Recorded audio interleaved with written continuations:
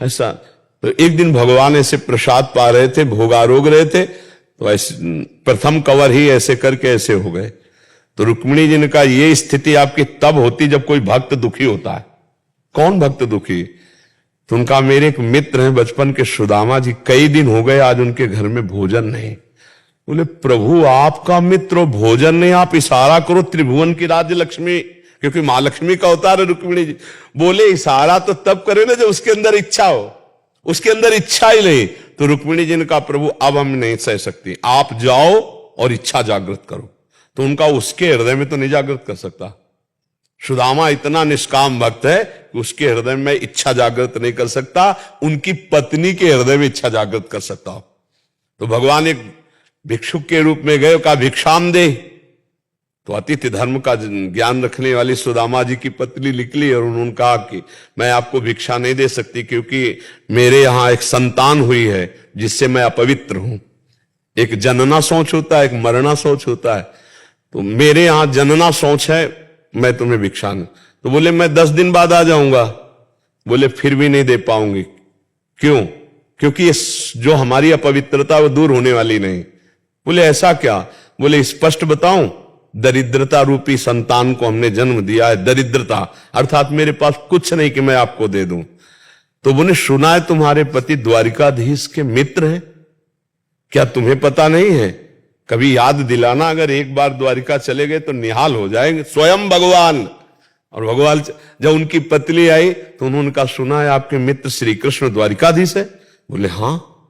तो बोले आप जाओ ना, अगर वो आपकी ऐसी दशा देखेंगे ना तो कुछ ना कुछ तो व्यवस्था कर। बोले कभी नहीं जाऊंगा, व्यवस्था के लिए मैं कभी नहीं जा सकता। तो उनका मिलने तो जा सकते हो? बोले हम मिलने जा सकते हैं, पर समस्या है अपने मित्र से मिले या गुरु से मिले जाके, या अपनी कन्या के यहां जाए तो कुछ ना कुछ होना चाहिए।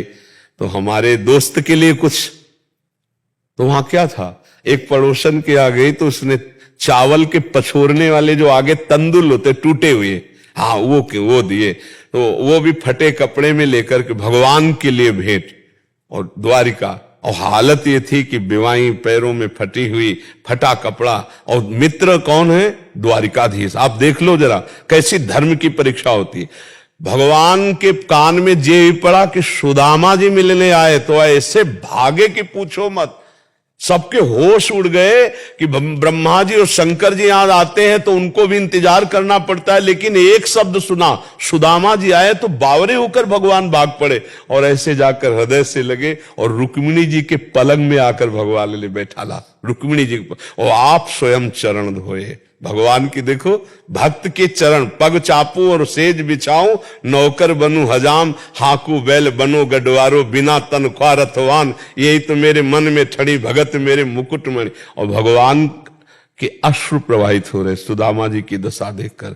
बार बार चेहरे की तरफ देखते हैं, बार बार चरणों की। सुदामा जी के अश्रु चल रहे कि करुणा निधान, अखिल कोटि ब्रह्मांड नय के कौन सी लीला कर रहे हो। रुक्मिणी जी जल डाल रहे हैं, भगवान चरण पखार रहे हैं। 2-4 दिन आराम से रहे। सुदामा जी ने कहा प्रभु चले? बोले हाँ। सुदामा जी मन ही मन हंस रहे कि कह रही थी चले जाओ, कुछ व्यवस्था कर देंगे। हमारे श्री कृष्ण इतने निरपेक्ष है कि जानते इस दरिद्र ब्राह्मण को कुछ दे देंगे तो मेरा भजन भूल जाएगा, इसलिए कितने कृपालु है।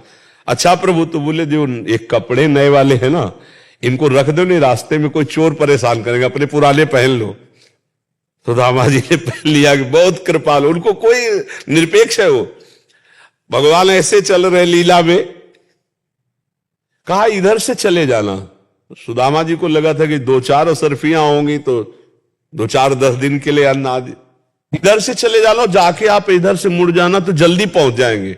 बोले प्रभु आपकी कृपा, बिल्कुल सहज में पहुंच जाएंगे। मतलब कुछ नहीं दिया, कुछ नहीं।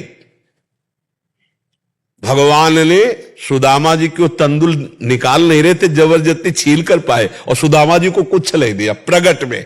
सुदामा जी बहुत प्रसन्न हो रहे हैं कि मेरे श्री कृष्ण परम कृपालु हैं, क्योंकि उन्होंने माया या कोई भोग इसलिए नहीं दिया कि हमारा चित्त प्रभु के सिवा और कहीं न जाए। ऐसे मगन होते वहां पहुंचे तो दृष्टि गई कि हमारा नगर तो इसी क्षेत्र में था, ये तो पूरी द्वारिकापुरी है।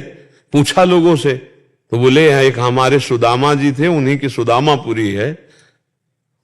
जब देखा पत्नी आरती करने आ रही है, आप जैसी द्वारिकापुरी वैसी सुदामापुरी की रचना हो गई।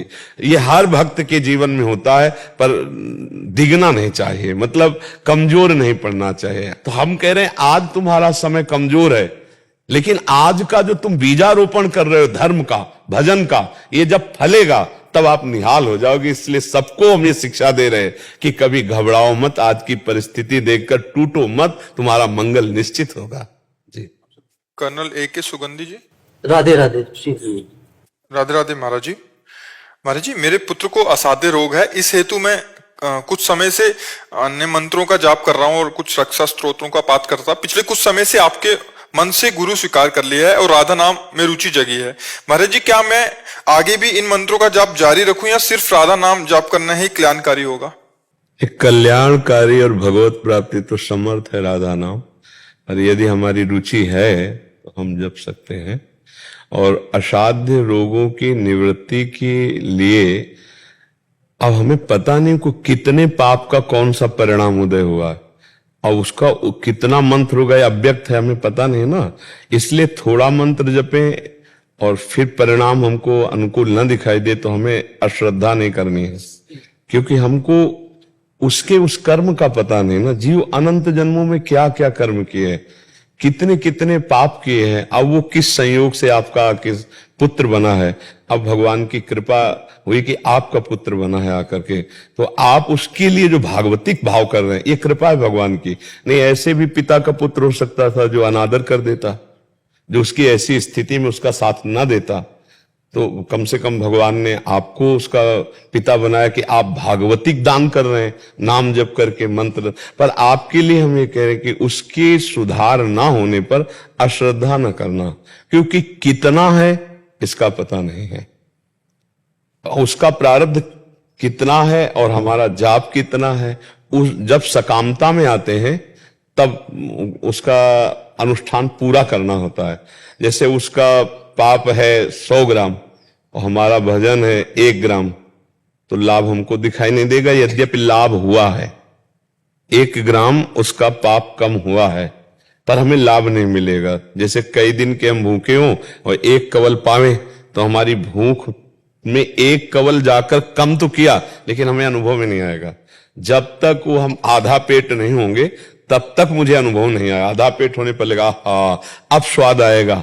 ऐसे ही उस अगर हमारा पाप इतनी सीमा का और उसी सीमा का भजन, तो तत्काल परिवर्तन शुरू हो जाएगा।